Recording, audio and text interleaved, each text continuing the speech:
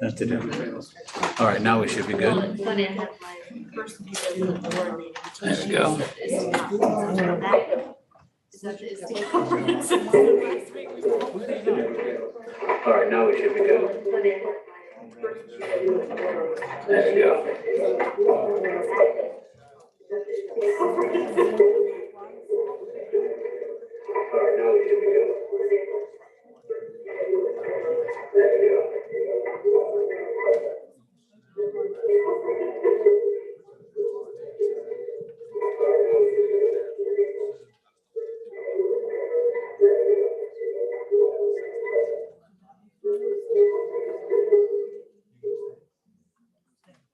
There we go. Thank you. Okay, there we go. I got it. Very good. Careful. Okay, are we good with my team? Meredith, Greg, we're good? Yeah. Okay, so I'm gonna turn it over to our chair real quickly.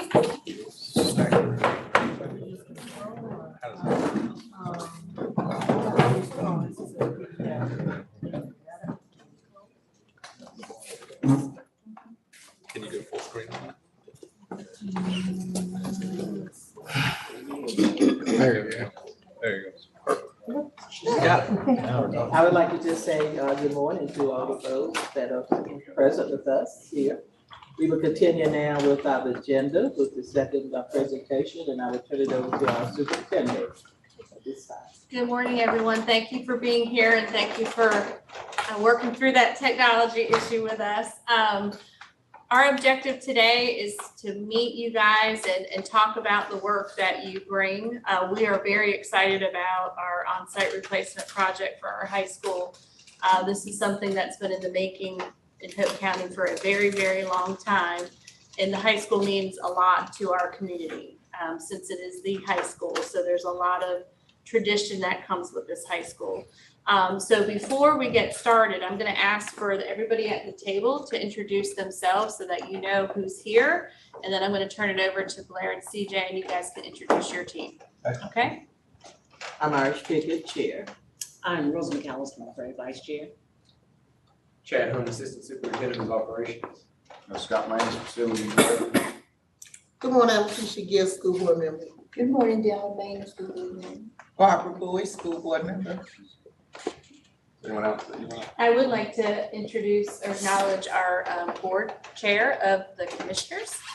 County Commissioner, Mr. Alan Thomas is here. So we welcome him. Thank you for being here this morning. You want to go ahead and introduce our team? Yeah, I'm CJ Manning, co-founder of Model Development. Blair Bordeaux, President of Bordeaux Construction. John Witcher, Director of Pre-Construction. Brad Bowling, Project Manager. Matt Miller, Director of Virtual Construction. Scotty Edwards, Safety Director. Morris Watson III, Assistant Superintendent. Ben Brisson, Superintendent. Brett Hopkins, Director of Business Development for Bordeaux. So to be completely transparent, we are not making any decisions today, just to let you know. We will be making that recommendation at our next board meeting. So today, our objective is to learn as much as we can about your company and what you bring to the table and how you're a good fit for our project. Okay, so we'll start with your presentation. Then after the presentation, our board and cabinet will have some questions, but hopefully it leads to dialogue. So it's a learning tool for us. Okay, so at this time I'll turn it over. Well, good. We appreciate the invitation to come down and interview. Obviously, this project is significant for the community. It's significant for us too. And I usually lead off with kind of, you have a place out in front of us. Please stop us along the way and ask for, if you want to hear more information about something we talk about. If all we do is just get up here and talk and don't listen, it really doesn't set the table for success. So do please feel free to make it as interactive as possible to get through. So a little bit about Bordeaux Construction.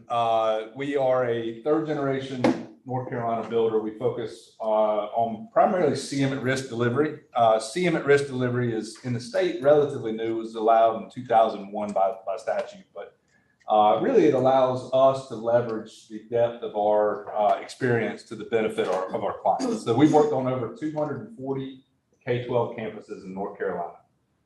So, the Hope County High School project is very much in the middle of what we do, both project type, project size, and geographical area.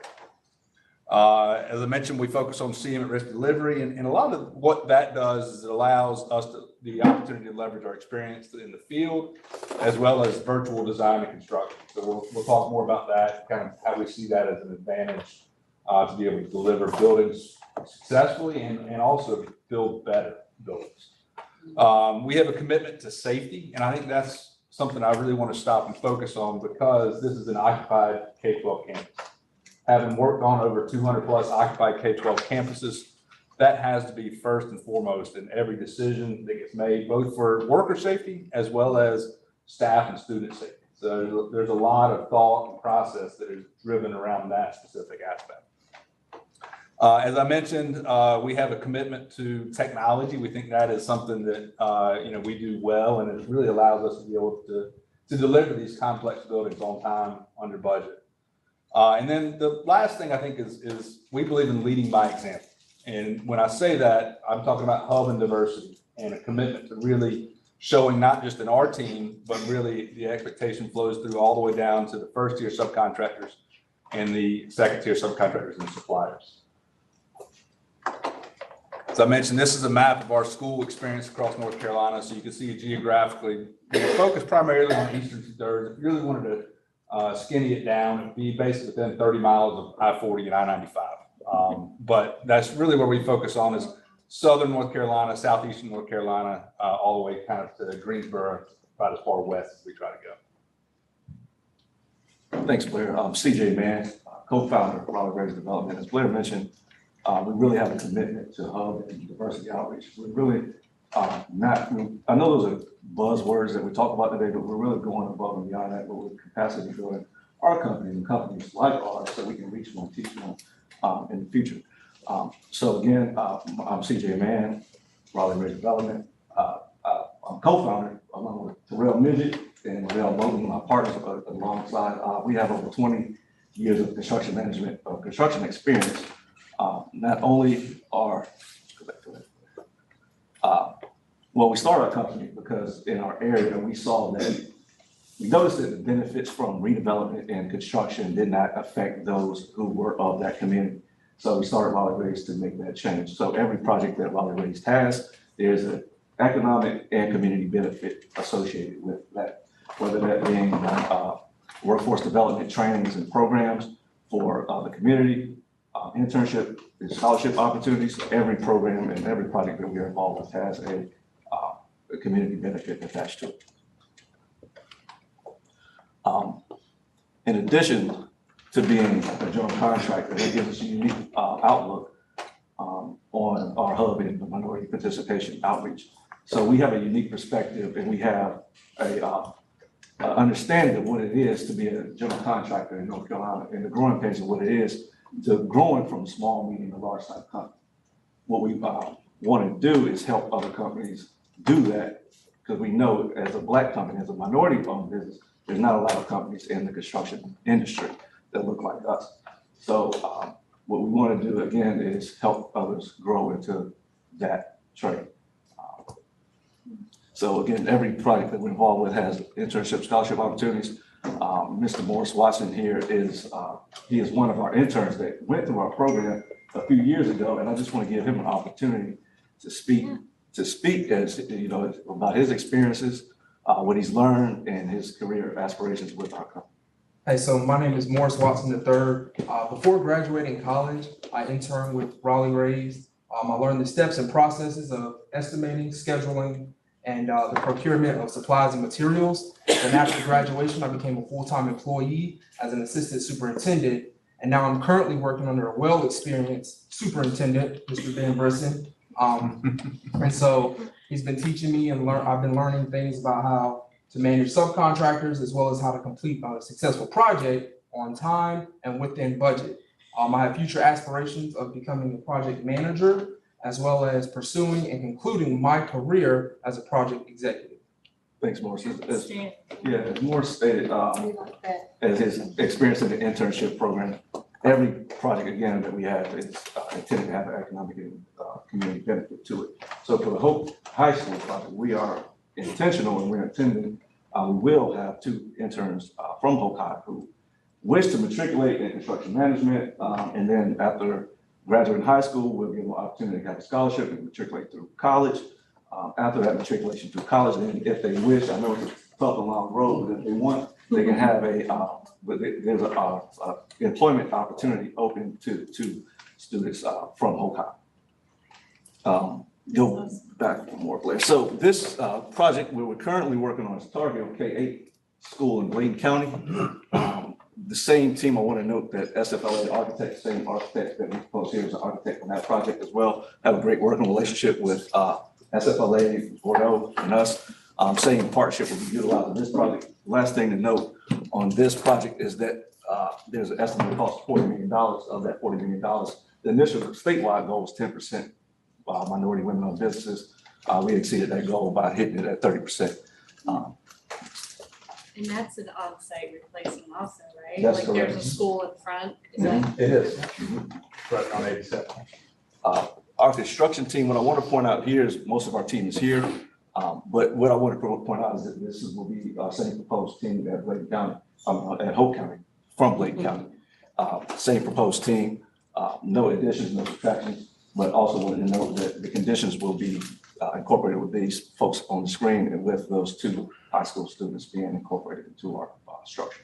That's good. And the conditions. Thanks, CJ. And one thing that I always want to bring up when you talk about a partnership, something that really makes a functional partnership is when you get 1 + 1 = 3. And what I mean by that is we're not adding unnecessary people that otherwise wouldn't be involved in the project. We're really leveraging both the strengths of Bordeaux and Raleigh Raised and really generating a better product.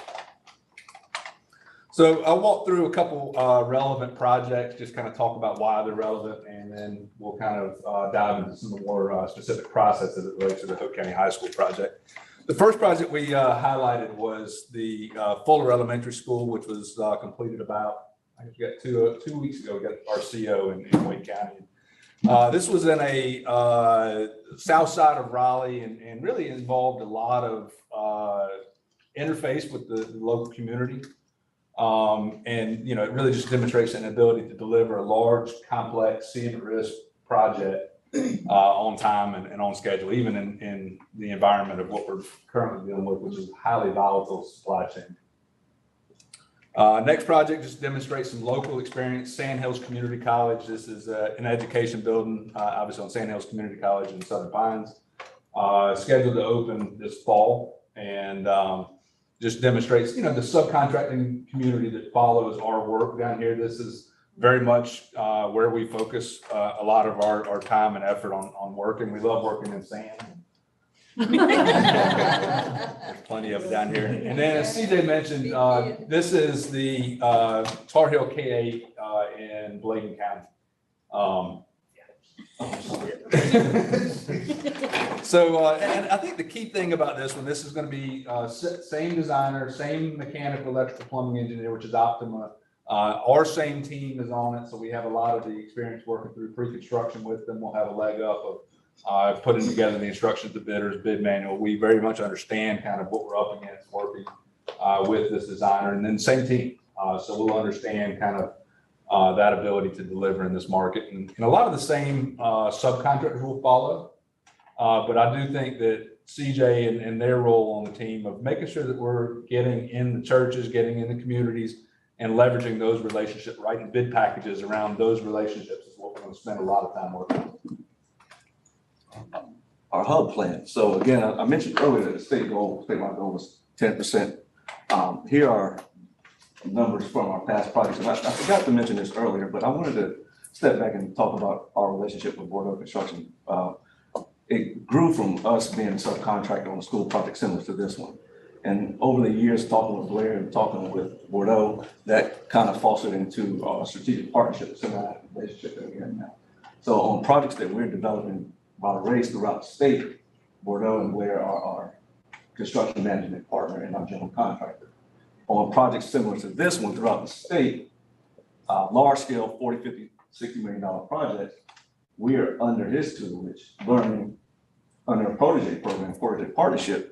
How do we, as well raise, how do we teach other minority-owned business? How do we grow from being a small company, minority company, to being a large scale, top-notch general contractor in North Carolina?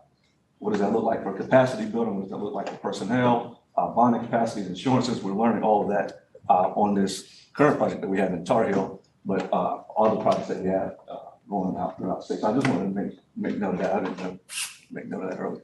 So again, how do we attract hub and minority-owned businesses on our projects that we're involved with? I know Blair talked about in churches. I have a close and near and dear friend of mine, our family, Miss Josephine Adams. She lives in Rayford. Her son Tony and Terrence. Tony and Terrence are really close friends of mine. And so she couldn't make it here today, but what we want to do is utilize her at the Rockfish Free Will Baptist Church, and then start there and going to other churches throughout the county. And in Rayford, about reaching out to people in the community about who are interested in jobs and interested in building their company from a smaller tier to a large tier. And we are a case study for that. We've been doing that the past few years. So we are completely confident that we can utilize churches, outreach centers, Chamber of Commerce, the DOT's website, all kind of databases, but specifically starting with Ms. Josephine Adams and her community. How do we grow into that relationship as attracting companies and other business? So I'm Brad Bowling. I'm project manager for this project. Just diving into the processes a little bit here. Obviously, as you as the owner, the two most important things to you is schedule, on time, and budget, right? So just briefly going over schedule right now. Obviously, you guys care about milestone activities. When's the project going to start? Are we going to award which company? Design's complete, all the way to, okay, here are the keys to your new facility. One thing we like to leverage, and with our technology advantage, is prefabrication of materials. So we prefab anywhere from 20 to 25% of our materials. That could be ductwork, plumbing, piping, et cetera. That way, when it's already been released, we know that it's working through the 3D model and bring it in, plug and play, and it overall saves time and money on schedule, especially with the supply chain that it is, ordering materials, making sure we have them before we even need them on the job site. So just wanted to highlight that quickly. Good morning. My name is John Witcher, Director of Pre-Construction. You have some figures up here. These are some projects that you can see budget versus GMP, which means guaranteed maximum price. It's our job to make sure that we deliver a budget to you from the beginning. So the way we do that is obviously through the same team. We've talked about that a little bit in our previous discussion. Same architects, same engineers, same staff here. In addition to that, we leverage subcontractors that are both local, statewide, and so on. They help us develop these budgets. It's a very unique time. It's very stressful at the present moment, but as you can see here, we've been able to deliver a budget and also hit it when it comes time to deliver that GMP. So as project superintendent, we understand site logistics. We understand how plates are going to be on this campus. As Blair mentioned earlier, we are doing an exact replacement very similar to this now. We're building a brand new school on an active campus. And then once students move into it, we will actually demo the existing.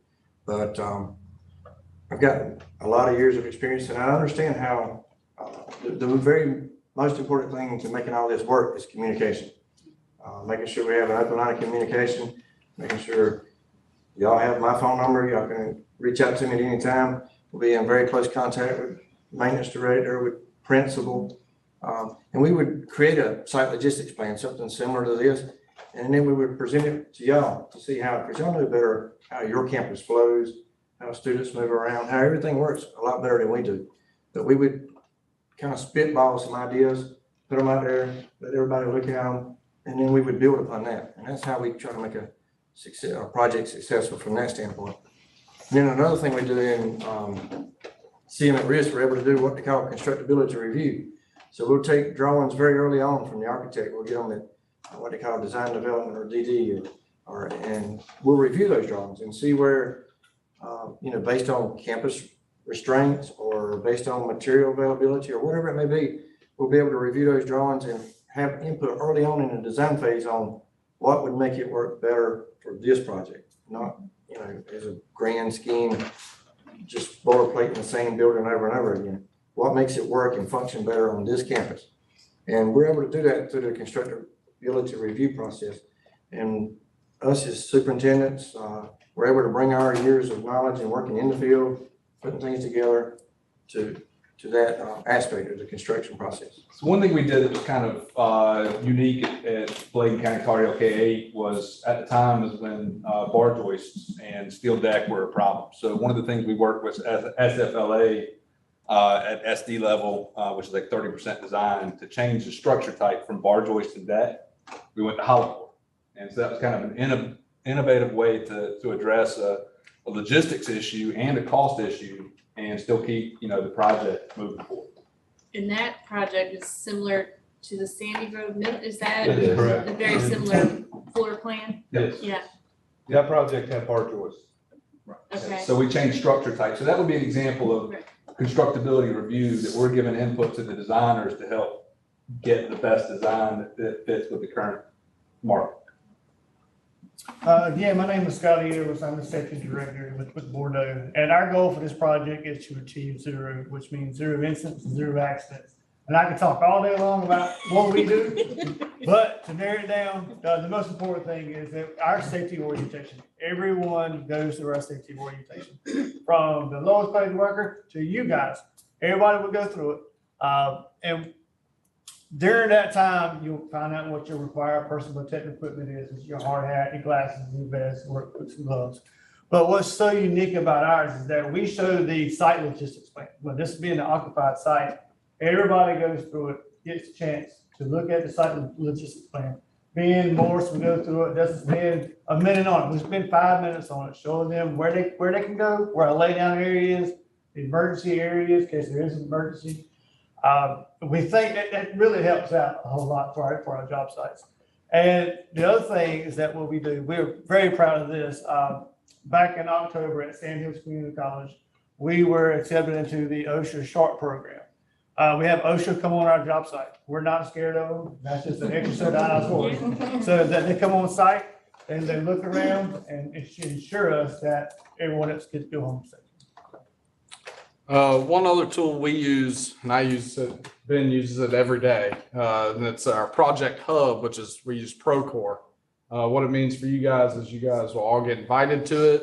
One of the cool features I think that the owners love is they can subscribe to daily pictures and updates. So Ben will walk around in the morning or afternoon. You get pictures of what's going on that day, as well as some aerial photography as well, and you get to see the progress from breaking ground all the way to, man, it looks like we're ready to move in.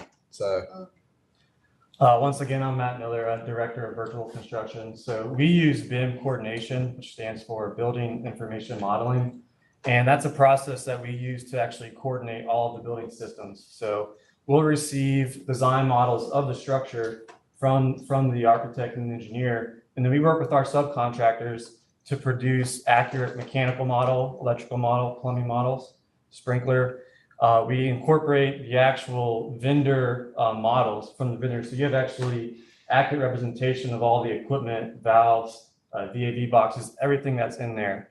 And so we'll host coordination meetings where we're kind of walking through this building in a 3D environment, and we're looking at how everything's going to fit into place.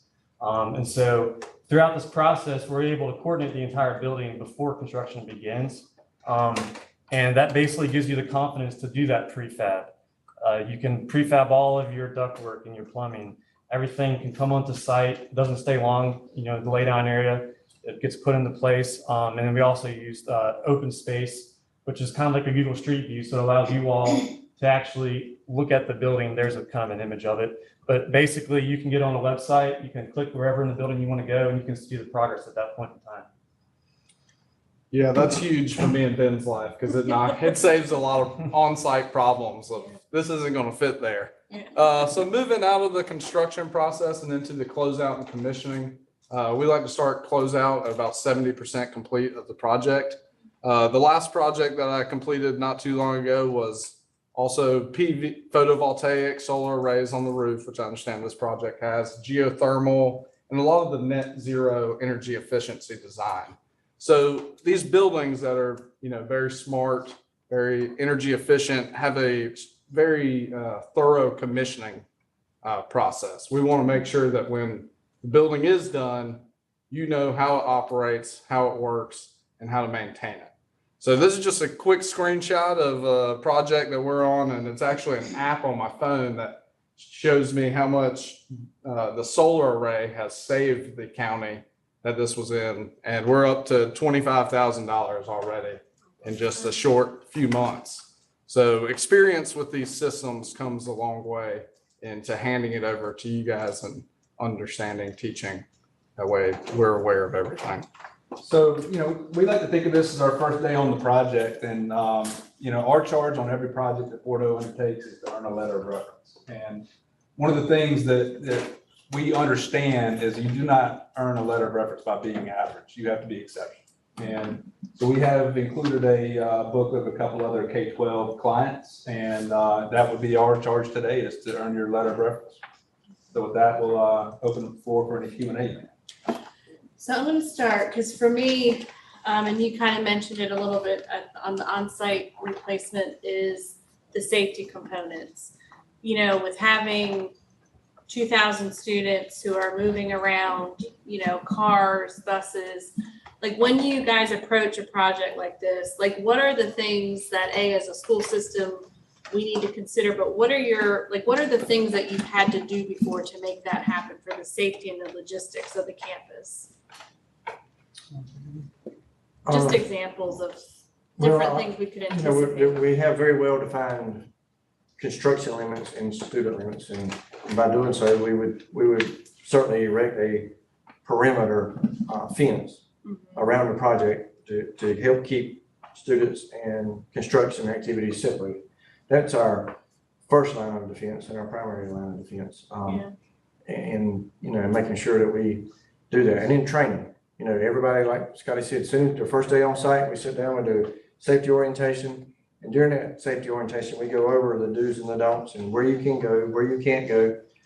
We take our site logistics plan and we, like you said, we go through it, we show them, and we make sure that they understand there is no interaction between construction personnel and students. There may be times that they're both right on each side of the fence, and we put up what we call wind screen, so you can't see through the fence, and so that really helps minimize it as well. And then again, like I said, communication. I mean, a construction project is fluid. Your campus is fluid. What activity you got going on today won't be the same. You'll have football during this season and baseball during that season and basketball and so on. And we understand that y'all are fluid and your needs will be fluid. And communication, we'll work with you.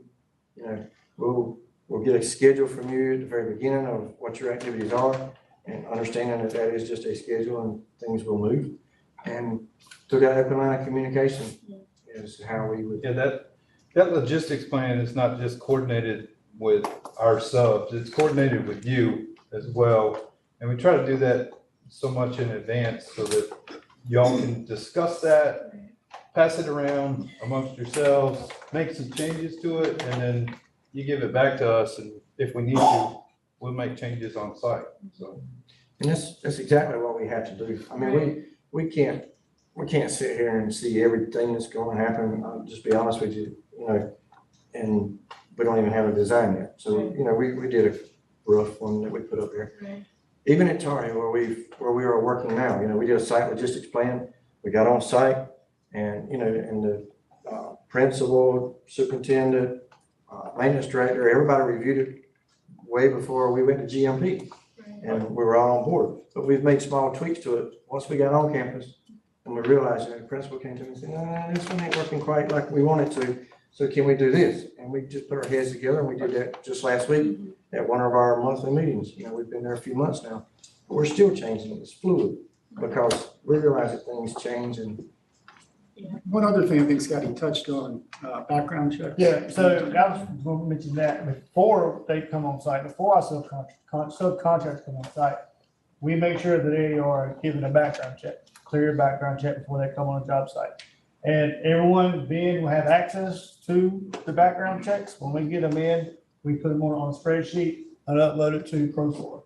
When I come out once a week to do my safety visits, my safety audits, I take that the week before background checks, and then I cross-reference it with our safety orientation sign-in sheet and go through it. And if your name's not there, they're gone immediately. So. You want to talk about the sticker too with the orientation? And the stickers as well. At the end of our safety orientation, they're given a signed hard hat sticker, and that will tell you if you're walking on a job site that they've been through orientation and they've been clear on the background checks as well. So That's a nice visual. Yeah. How do you plan to keep the cost where we want it to be, knowing that materials are increasing? It's a tough one. Yeah, so we'll leverage the subcontractor community here. We have a database, but we're gonna have a lot of discussion with you about real facts, real world cost, okay? And we may have to make some changes here or there in your project. We understand that you've got X number of dollars. And what we want to do for you is to make sure that you get the best project with the use of those funds. Okay? It's a very tight line to walk. And I'll add on to that, just like there's drawing milestones, we typically do 30%, 60%, 90%, and then ultimately construction drawings. At each one of those milestones, you're getting an updated budget of where is this project headed cost-wise? And then where can we also maybe save some money, where we're doing value management at each one of those stages? And we set up the job itself, not just from a base standpoint. So not everything is encompassed inside of that number. We may have an alternate or an allowance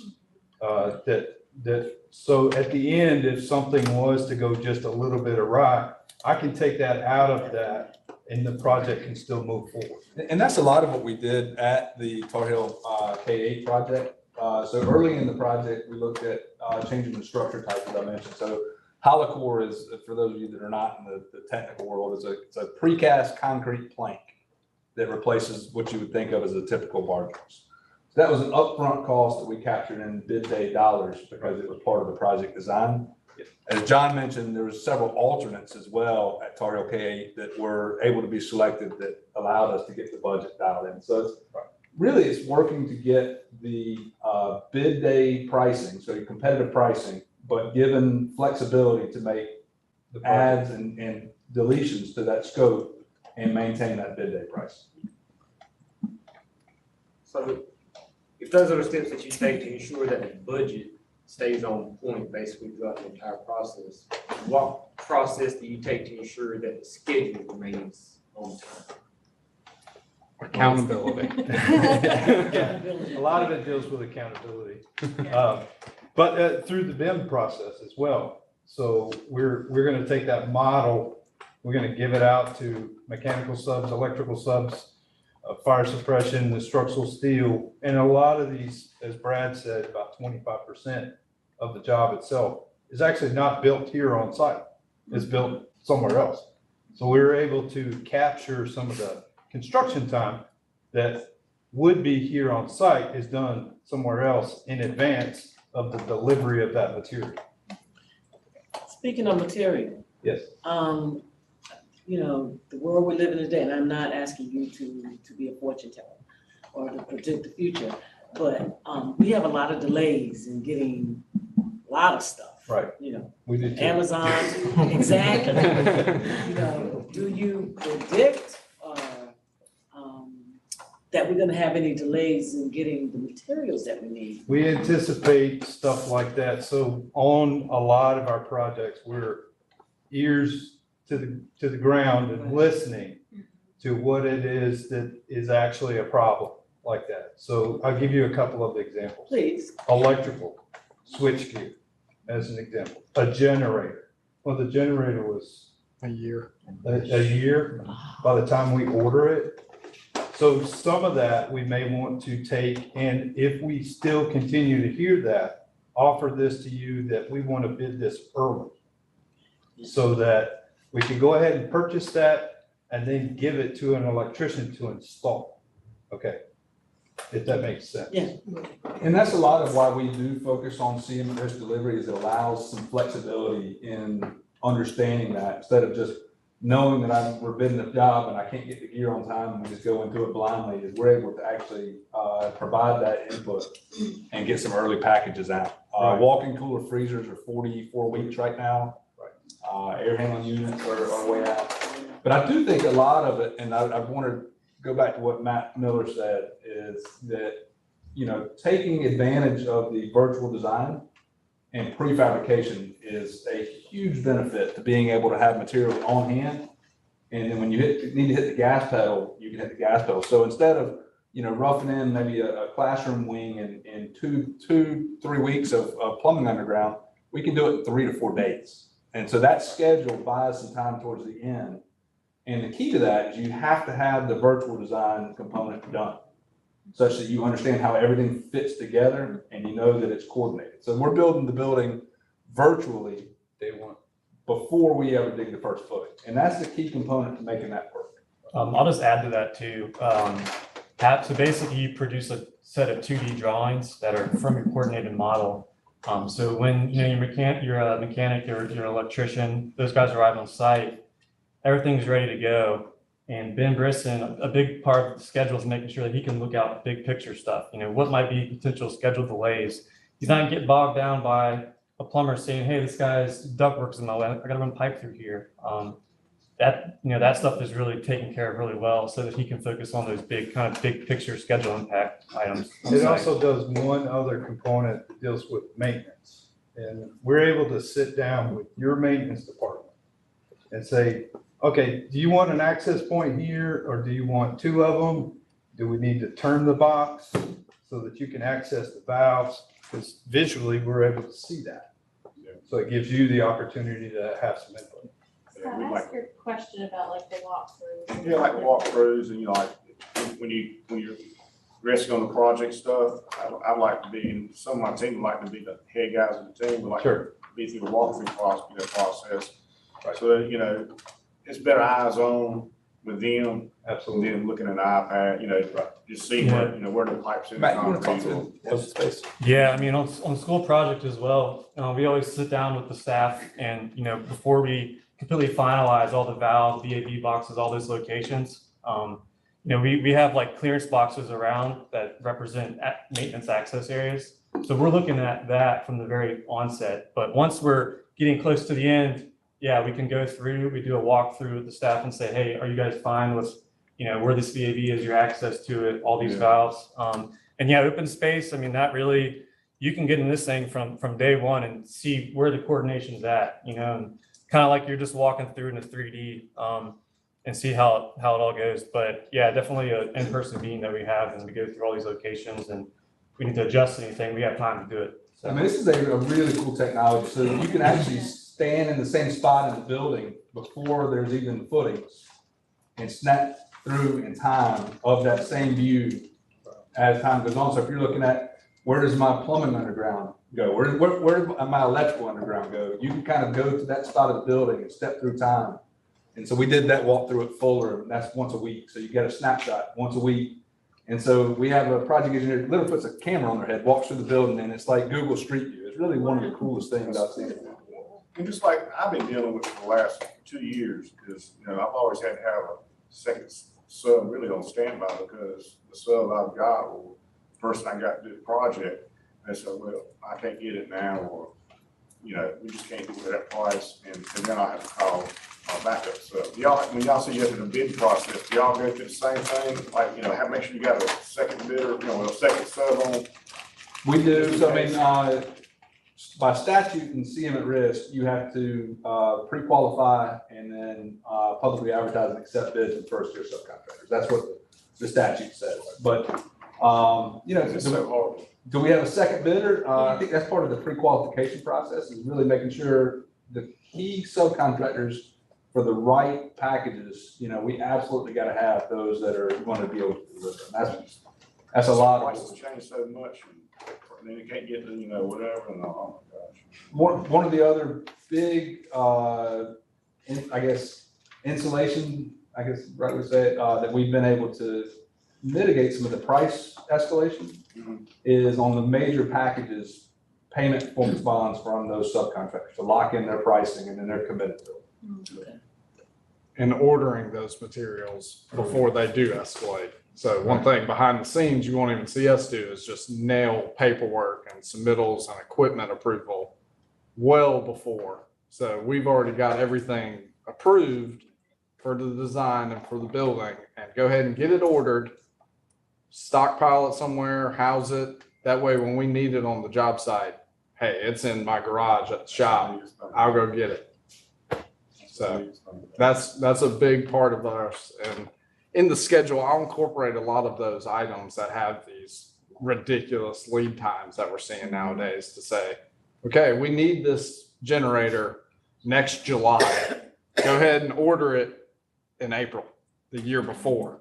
You know, we're looking 14 months out sometimes to make sure that we'll incorporate a little bit of whoopsies from the manufacturer, pushback, you know, and still incorporate, make sure that, hey, we need it on this date, and it is 16 months out. I'm giving you a year and a half heads up. Wow. So, CJ, you said something about doing some outreach and reaching the community, and talking to Josephine Adams. How do you propose you do that? Talk to Josephine? Well, she will be one step that we take, but I propose that we, in addition to talking to her, that we solicit companies through newsletters. Okay. Yeah, the chamber, our database that we have, email. But what I meant by Ms. Josephine is that if she knew of any individuals or any smaller companies that we have not already identified that would like to become, if they're not tier one, help them to become tier one or tier two. And utilizing churches. And utilizing churches, yeah. And she does a lot of folks, and then, yeah, utilizing her, and then using that olive branch to go from her church to other churches. So our most successful outreaches have been after hours, and you gotta have some food. You gotta have some food. And so I think that's, you know, really of leveraging those relationships, but it's also making sure that we're listening to the community and tailoring bid packages around the available subcontractors. So here's a good example of a really simple thing that you may not think about. If they got a local concrete subcontractor, but they may not be able to tackle a $3 or $4 million concrete package for the whole school. Maybe we can break out the site concrete, the sidewalks, and do just a site concrete package. And tailor, that's what I mean by tailoring the bid packages around somebody that does that kind of work. Or maybe it's a local mason that maybe they can't do a $4 or $5 million masonry package, but maybe we can break out the site masonry walls and do that as its own package. So that's what I mean about tailoring bid packages around it. But it starts with listening. And that's where CJ and his team and interfacing with the local community have to get that feedback. And then John and Precon will kind of tailor our packages around. We have to do it early. Right. Like, we almost have to do it within the first couple of months so that we know in advance, oh, I've got to break these things out because I'm starting to make these packages, 6, 8 months before we ever bid. So, and that goes on your budget and how we're going to do that. But So it might be smaller scale. You might have more subcontractors Right. with smaller scale because that's what they can handle, more That's of the correct. local. But the reality is it's a all hands on deck approach. You don't deliver those kind of results without really working the community, working our bid packages around it, making sure first tier, second tier subcontractors are involved, suppliers are involved. And, frankly, it's a lot of work. And it's something that is part of our process. We do about 90% public work. And this really is something that's incorporated in every project we do. And I know Blair mentioned, I'm sorry, but Blair mentioned food at events. Ms. Josephine will provide the catering.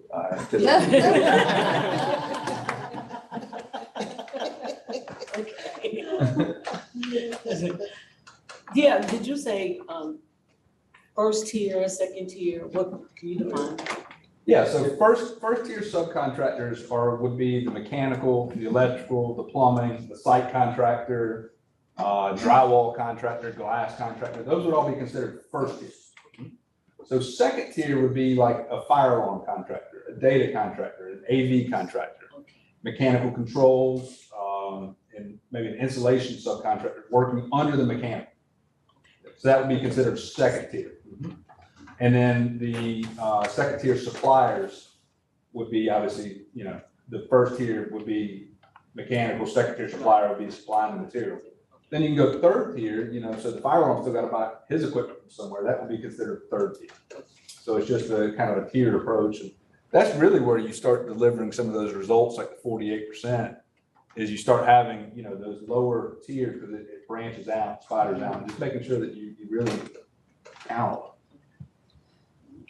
I was gonna say with communication, can you talk about how you keep that communication open with the school system when we're talking about possibility of changes or delays? Like, is there a scheduled communication plan? Is it just as needed? Well, Who do you communicate with? During the pre-construction phase, we're going to have, it could be as frequent as weekly meetings. We take minutes. We had those posted on Procore. You're able to see it. We're going to take the previous minutes. We're going to make new ones. We're going to review those again the next time. So it becomes quite arduous at the beginning of this. And then during the construction phase, they're going to pick that same ball up. It may not be as frequent, but you're involved quite a bit. We've worked on over 240 K-12 campuses. And we've worked on over 240 K-12 campuses in North Carolina. And the one consistent thread that it leads to success on those projects is having a clear point of command from our team and a clear point of command from the school side as well. Because at any given point in time, Ben's going to be running at peak on this project somewhere about 200, 240 workers on site. And in the same way, y'all have staff and faculty and students. And so really kind of making sure that that chain of command is kind of followed so that everybody's working on the same sheet of music. That's the most successful projects we have had has been having a point of contact, work with our point of contact, and that everything goes through that funnel. And that has been one of the most consistent threads. When you start having to make decisions by committee, that can be really challenging. I mean, y'all are on boards and that formation of consensus can be challenging. Having somebody that relays that consensus quickly and efficiently, and then we can take it, we have confidence that that's, what's going to happen and we can execute. And that's been the one consistent thread across all of our K-12 projects is having that single point of communication from both our team and y'all's team, and that really sets the project for success.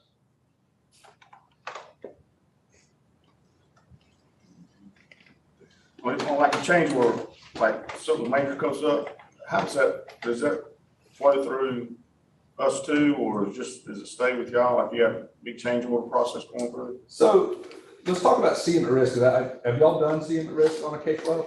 No. We didn't spend a whole lot of time focusing on that. We worked with over 12 first-time CM at risk clients. So CM at risk is definitely different than hard bid in that there's a managed contingency. So we'll set up the CM contingency, there's an owner's contingency and various site allowances, maybe a data AV allowance. All of those are handled open book, including the bid process. Everything is considered is open book. So all the bids are received open book, the contingencies are set up open book. And a lot of the time we spend in CM at risk, especially for first-time clients, is really just kind of an education process. What is CM? What is it not? When we say contingency, what does that really mean? What is this intended to cover? And at the end of the day, our goal is to give back money and come in under contingency. We've been historically running around 0.75% usage out of a 2% contingency. 0.5% is kind of what we've generally been seeing from our side. And then from the owner side, anywhere from 3 to 5% owner and design things. And all that's managed open book. Every single meeting we're talking about it. Now, what a GMP does not mean is that we can go through and do the other side of the school and not change the GMP. What the GMP does mean is we can deliver the project that's defined by the contract documents on that budget. And if we're not, then we're at risk. That's where the CM at risk part comes in. But I think a lot of times, especially with first-time CM clients, is to spend some time and talk about what is CM and how is it done, how is it different than some of the traditional bid methods that you probably have seen here in the county. Yeah, that's one of my main roles as the project manager is manage the money, right? And it's open book, like Blair said.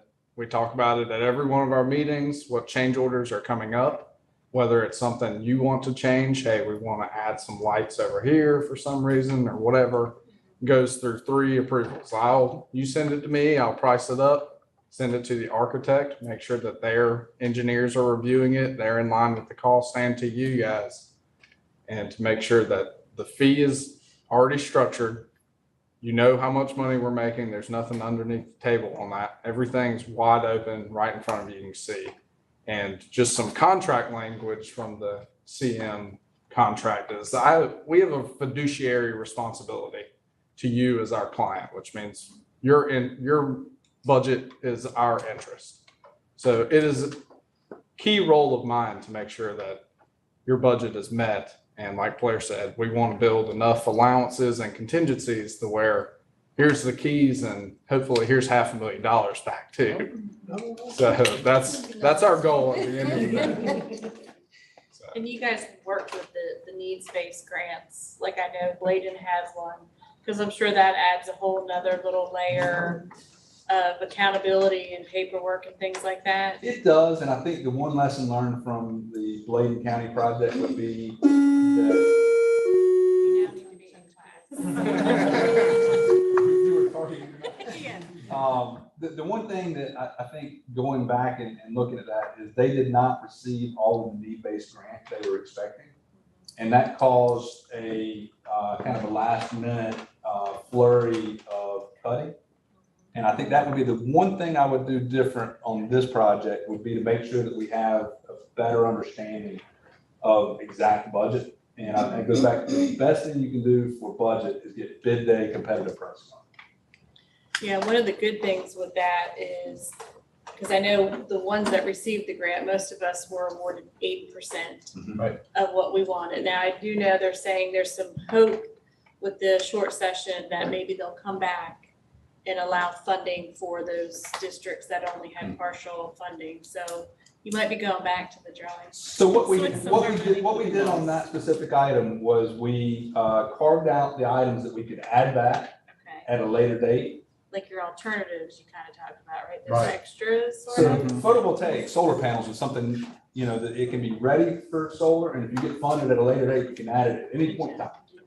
But there's some other decisions that have to be made, what controls contract are we going with?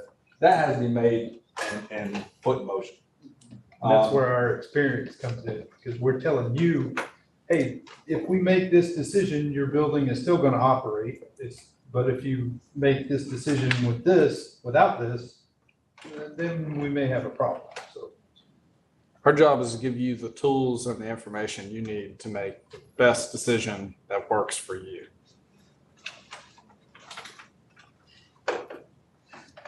Any other questions? Board members, team?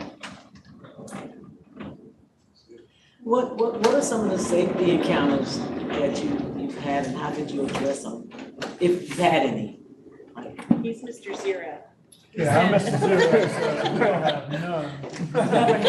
All these No, so, with the START program, that's an extra step for us with OSHA coming on the job site to help us to eliminate those areas that we're talking about. But when we do have issues on a job site, I'm not a cop.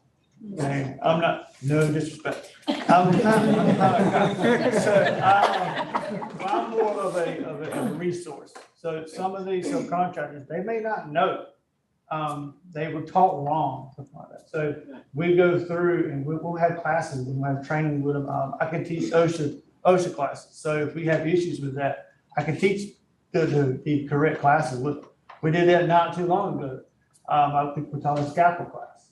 So that's some of the areas that we'll do. And if we have like a PPE, like your glasses, issue, something like that, that's a everyday, all day thing during summer and winter, fall, no matter what type of weather it is outside. They always come up with the same excuse, it's too hot to wear. Well, there you need to wear it. So with issues like that, we have conversations with them, Jen has conversations with them, and then we'll take it to their company level and have their conversations. And then sometimes we have to just send them on somewhere else. And that's just our commitment.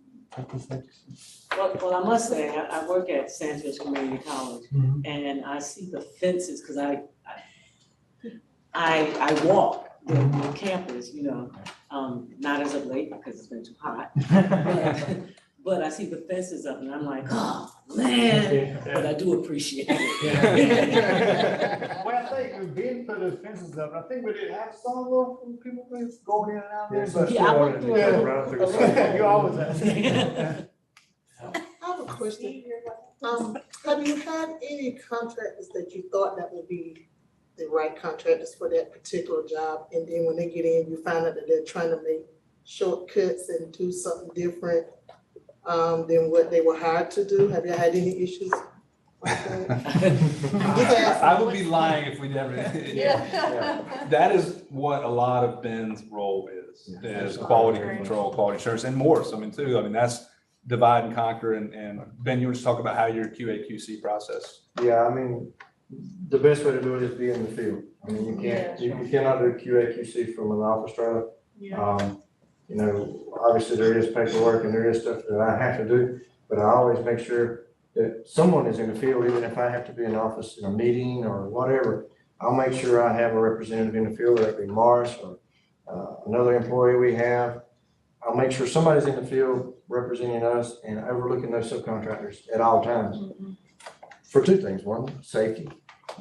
As Scotty said, especially like safety glasses and PPE. Every time they get a chance, they'll cut that corner. But also, they would also try with materials and shortcuts in the construction.